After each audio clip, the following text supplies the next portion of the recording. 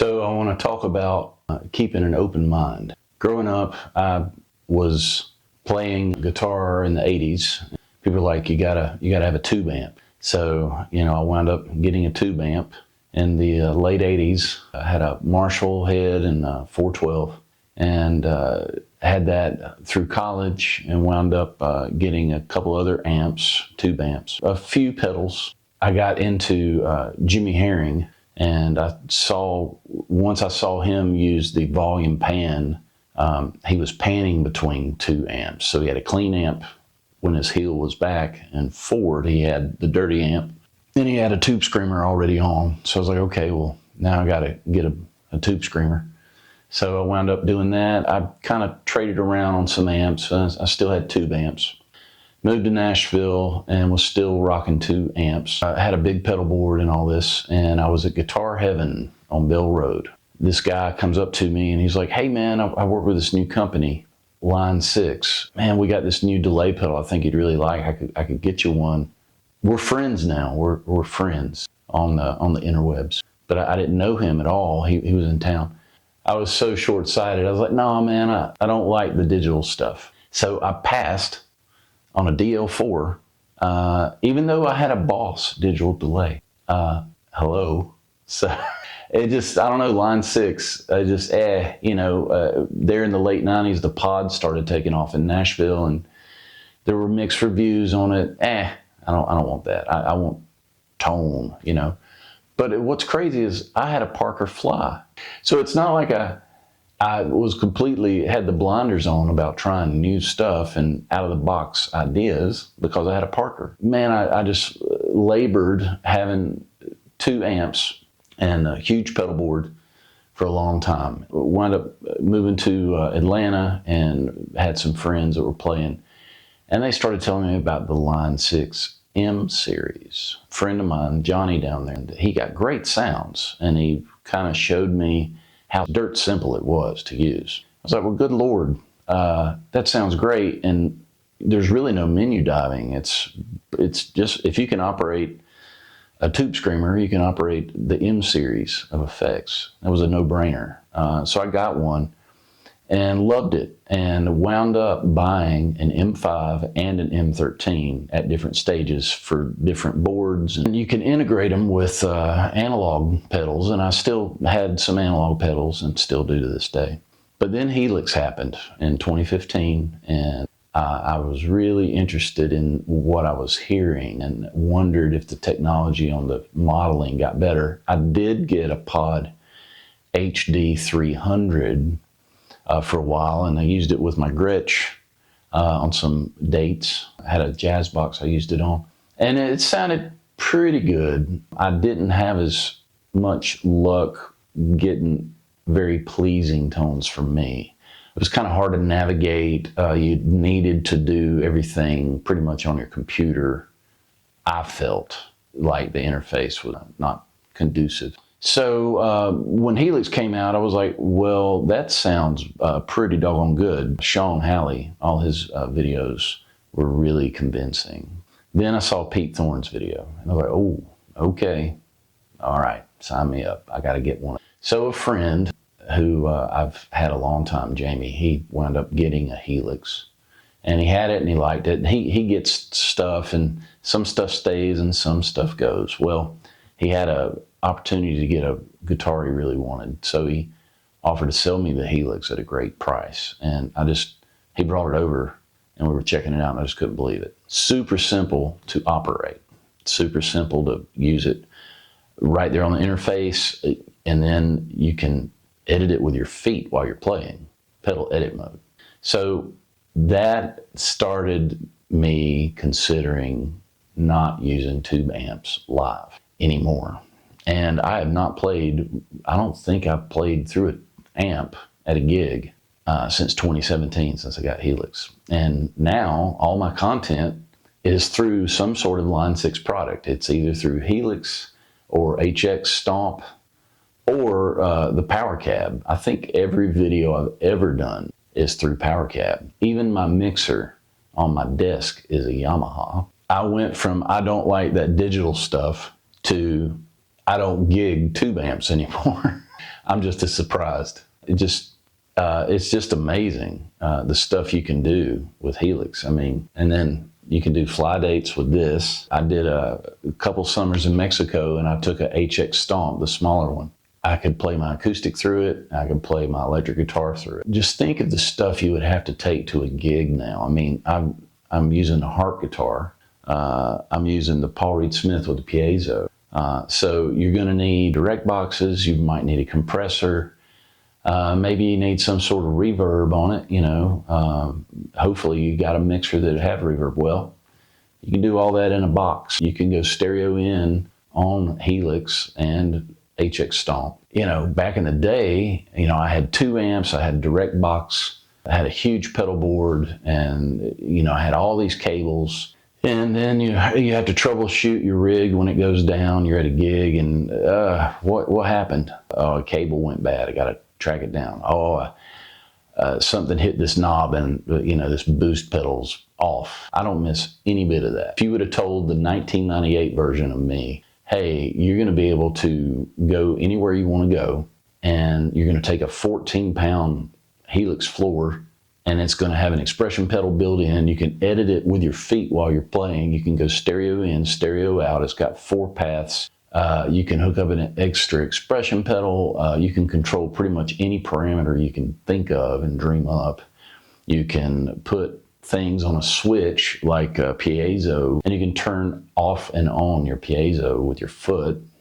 You can fine tune the impedance for a fuzz setting. You know, it's just incredible. I love fuzz. I love it. People have nicknamed me Fuzz Atkins.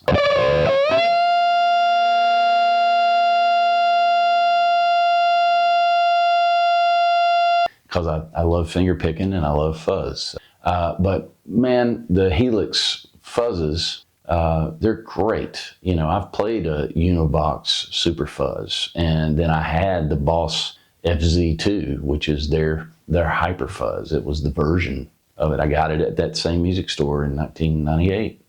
I might have even bought it that very day I turned down the deal for.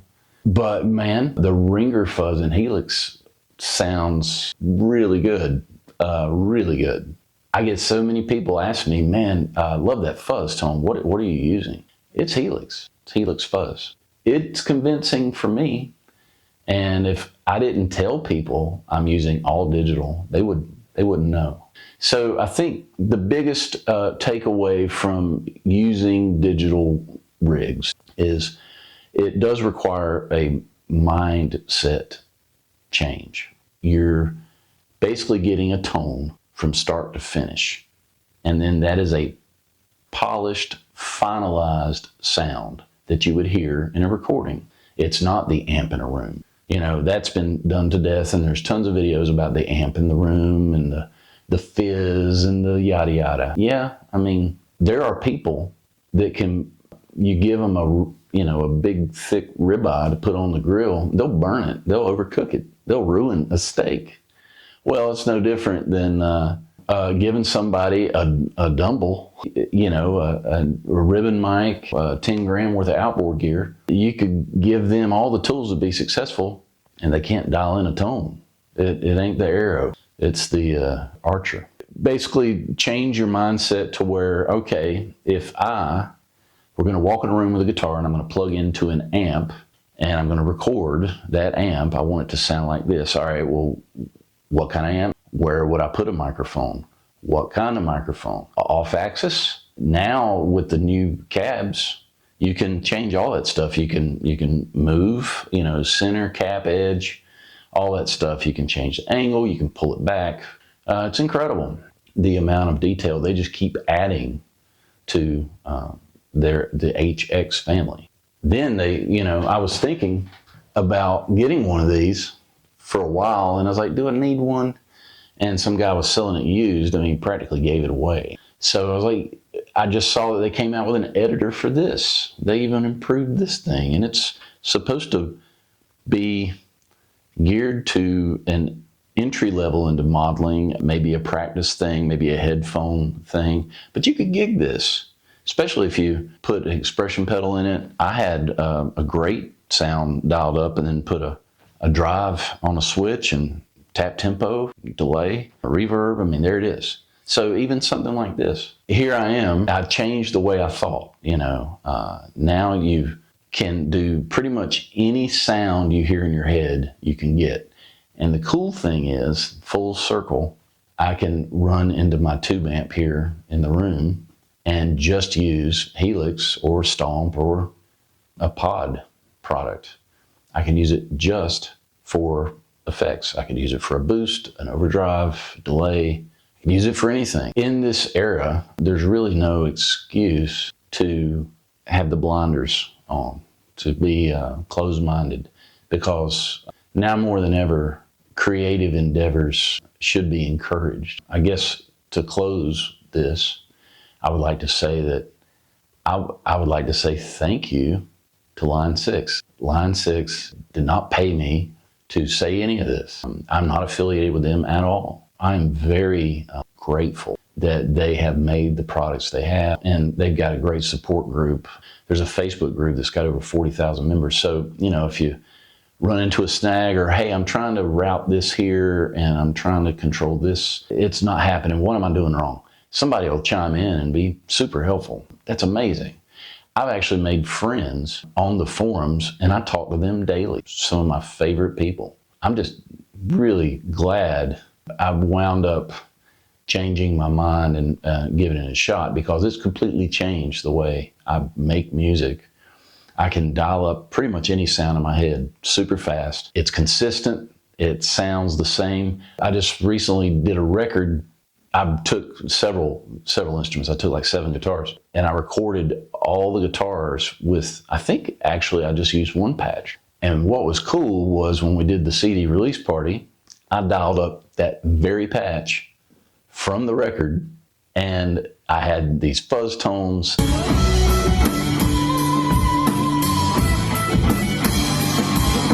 And I had these big reverbs.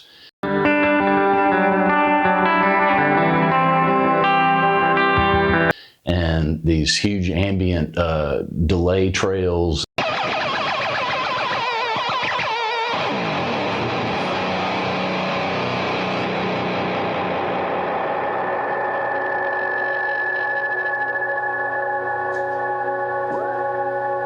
And the feedback going off and on.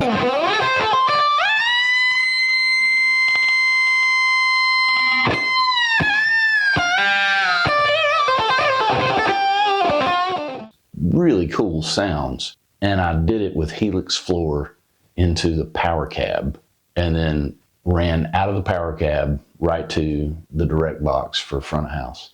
And it sounded just like the record, because it was just like the record. I mean, just the consistency. I'm just super stoked. Now I can't imagine playing without a Line 6 product. They even added my favorite pedal of all time.